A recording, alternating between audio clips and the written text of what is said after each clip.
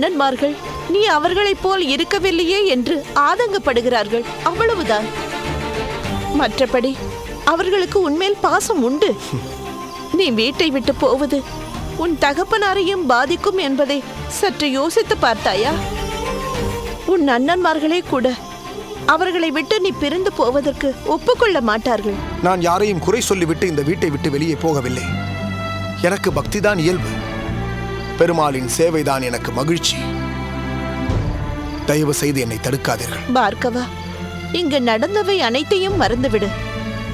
இறைஞ்சி கேட்கிறேன், உன் முடிவை மாற்றிக்கொள். உன் விருப்பம் எதுவோ அதையே செய்து கொண்டு இந்த வீட்டிலேயே இருந்து கொள். என் மீது தாங்கள் கொண்டுள்ள பாசம் தங்களை இப்படியெல்லாம் பேச வைக்கிறது.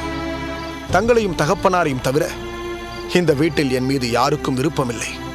கோவில் பூஜை கைங்கரியம் என நான் இருப்பதை விரும்ப மாட்டார்கள் என்பதை நான் நன்றாக புரிந்து கொண்டேன்.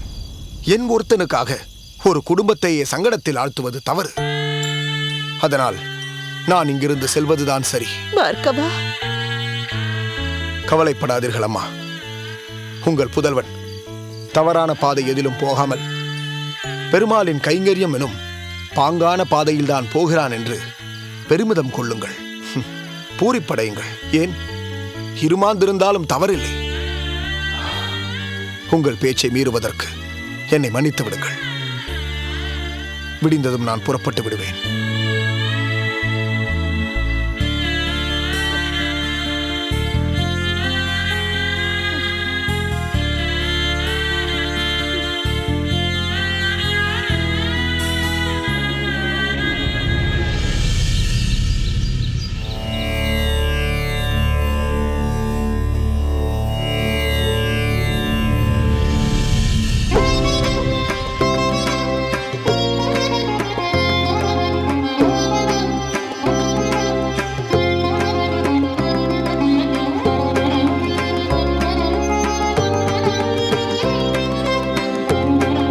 விட்டுவிட்டேன் சுவாமி, எல்லாவற்றையும் விட்டுவிட்டேன்.